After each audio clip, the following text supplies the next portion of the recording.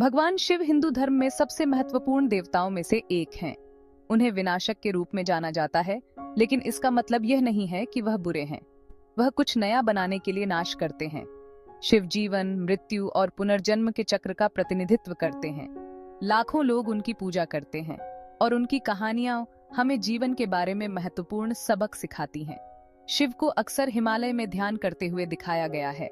वह एक शक्तिशाली योगी हैं, जिसका अर्थ है कि उनका अपने मन और शरीर पर नियंत्रण है। उन्हें उनकी करुणा और ज्ञान के लिए भी जाना जाता है। लोग शिव से कई कारणों से प्रार्थना करते हैं। कुछ मुश्किल समय में उनसे मदद मांगते हैं। अन्य अपनी आध्यात्मिक यात्रा पर उनका मार्गदर्शन चाहते हैं। शिव की कहानियां रोमांच, प्रेम और ज्ञान से भरी हैं। वे हमें वास्तविकता की प्रकृति और जीवन में संतुलन के महत्व के बारे में सिखाते हैं। आइए इनमें से कुछ आकर्षक कहानियों का पता लगाएं। भगवान शिव अपने अनेक रूपों के लिए जाने जाते हैं। प्रत्येक रूप उनके दिव्य स्वरूप के एक अलग पहलू को दर्शाता है। ये रूप हमें दिखाते हैं कि शिव शक्तिशाली और कोमल, उग्र और दयालु दोनों हैं। एक प्रसिद्ध रूप नटराज है, जो नृत्य के देवता हैं। नटराज के रूप में शिव ब्रह्मांड को अस्तित्व में नृत्य करते हैं। उनका नृत्य सृजन और विनाश के चक्र का प्रतिनिधित्व करता है। यह हमें याद दिलाता है कि सब कुछ हमेशा बदल रहा है। एक और महत्वपूर्ण रूप अर्धनारीश्वर है। यह रूप आधा पुरुष शिव और आधा महिला पार्वती है। अर्धनारीश्वर हमें सिखाते हैं कि ईश्वर लिंग से परे है। यह मर्दाना और स्त्री ऊर्जा की एकता को दर्शाता है। शिव उग्र भी हो सकते हैं। भैरव के रूप में वह बुराई का भयानक विनाशक है। भैरव निर्दोषों की रक्षा करते हैं और दुष्टों को दंड देते हैं। यह रूप हमें याद दिलाता है कि हमारे कार्यों के परिणाम होते हैं। शिव के अनेक रूप हमें सिखाते हैं कि ईश्वर जटिल और बहुआयामी है। वह ब्रह्मांड की प्रकाश और अंधेरे, रचनात्मक और विनाशकारी ताकतों दोनों का प्रतीक है। शिव के बारे में सबसे प्रसिद्ध कहानियों में से एक समुद्र मंथन की है। यह कहानी हमें अमृता के अमृत के निर्माण के बारे में बताती है। यह दुनिया की रक्षा के लिए शिव की इच्छा को भी दर्शाता है। देवता और राक्षस अमृत चाहते थे। उन्होंने इसे पाने के लिए ब्रह्मांडीय सागर का मंथन करने का फैसला किया। उन्होंने मंदरा पर्वत को मथानी के रूप में और सर्प वासुकी को रस्सी के रूप में इस्तेमाल किया। मंथन कठिन और खतरनाक था। समुद्र से जहर निकला, जिससे दुनिया को नष्ट करने का खतरा पैदा हो गया। शिव ने अपनी करुणा से सभी को बचाने के लिए जहर पी लिया। अंत में समुद्र से अमृत निकला। देवताओं और राक्षसों ने इस पर संघर्ष किया, लेकिन विष्णु ने हस्तक्षेप किया और सुनिश्चित किया कि अमृत का वितरण उचित रूप से हो। समुद्र मंथन हमें सहयोग की शक्ति के बारे में सिखाता है। यह शिव की निस्वार्थता और ब्रह्मांड के रक्षक के रूप में उनकी भूमिका को भी दर्शाता है। गंगा के पृथ्वी पर उतरने की कहानी शिव की अपार शक्ति और करुणा को उजागर करती है। पवित्र नदी गंगा पृथ्वी पर बहने के लिए बहुत शक्तिशाली थी। उसके जबरदस्त अवतरण से विनाश होता। भगवान ब्रह्मा ने शिव से मदद मांगी। शिव गंगा को अपने जटाओं में धारण करने के लिए तैयार हो गए। शिव की जटाओं से गुजरते ही गंगा का प्रचंड प्रवाह शांत हो गया। वहां से वह धीरे धीरे पृथ्वी पर बहती हुई। गंगा को ग्रहण करने का शिव का कार्य प्रकृति की शक्तियों पर उनके नियंत्रण को दर्शाता है।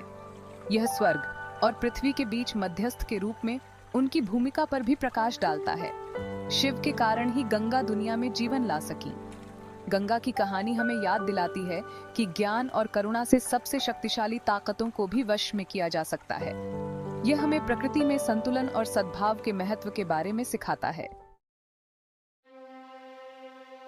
भाग 5, शिव और पार्वती, युगों युगों के लिए एक प्रेम कहानी। शिव और पार्वती की प्रेम कहानी हिंदू पौराणिक कथाओं में सबसे लोकप्रिय कहानियों में से एक है। यह भक्ति, त्याग और प्रेम की शक्ति की कहानी है। हिमालय की पुत्री पार्वती ने शिव का हृदय जीतने के लिए घोर तपस्या की। शुरू में ध्यान में लीन शिव अंततः उनकी भक्ति से द्रवित हो गए। उनका विवाह एक भव्य उत्सव था। शिव और पार्वती मिलकर विपरीतताओं के मिलन का प्रतिनिधित्व करते हैं। शिव तपस्वी हैं, जबकि पार्वती प्रेम और परिवार का प्रतिनिधित्व करती है। उनका मिलन एक पूर्ण जीवन के लिए आवश्यक संतुलन का प्रतीक है। शिव और पार्वती की कहानी हमें एक रिश्ते में प्यार, समर्पण और समझ के महत्व के बारे में सिखाती है। यह हमें याद दिलाता है कि सच्चे प्यार के लिए प्रयास, त्याग और अटूट प्रतिबद्धता की आवश्यकता होती है। भाग 6, शिव के प्रतीक, दिव्य गुणों का उद्घाटन। भगवान शिव को अक्सर विभिन्न प्रतीकों के साथ दर्शाया जाता है। प्रत्येक प्रतीक उनके दिव्य स्वरूप और शक्ति के एक अलग पहलू का प्रतिनिधित्व करता है। इन प्रतीकों को समझने से हमें उनके चरित्र की गहराई को समझने में मदद मिलती है। त्रिशूल या त्रिशूल शिव की 3 शक्तियों का प्रतिनिधित्व करता है: सृजन, संरक्षण और विनाश। यह हमें जीवन की चक्रीय प्रकृति और संतुलन के महत्व की याद दिलाता है। डमरू, एक छोटा ढोल, आदिम ध्वनि ओम का प्रतीक है, जिससे ब्रह्मांड की उत्पत्ति हुई है। यह सभी चीजों के निर्माता और स्रोत के रूप में शिव की भूमिका का प्रतिनिधित्व करता है। शिव के माथे पर तीसरा नेत्र उनके ज्ञान और आध्यात्मिक अंतर्दृष्टि का प्रतिनिधित्व करता है। यह हमें आत्मनिरीक्षण करने और भौतिक जगत से परे ज्ञान प्राप्त करने के महत्व की याद दिलाता है। शिव के सिर पर अर्धचंद्र काल और सृजन और विनाश की चक्रीय प्रकृति का प्रतीक है। यह हमें याद दिलाता है कि सब कुछ अनित्य है और परिवर्तन के अधीन है। भाग 7, शिव की भक्ति, ईश्वर के मार्ग। लाखों भक्त भगवान शिव की गहरी श्रद्धा और प्रेम से पूजा करते हैं। शिव पूजा के सबसे सामान्य रूपों में से एक शिवलिंगम है। भक्त सम्मान और भक्ति के प्रतीक के रूप में लिंगम को जल, दूध और फूल अर्पित करते हैं। महाशिवरात्रि, शिव की महान रात, एक प्रमुख त्योहार है जिसे बड़े उत्साह के साथ मनाया जाता है। भाग 8, विनाश के देवता से सबक, द्वैत में सामंजस्य खोजना।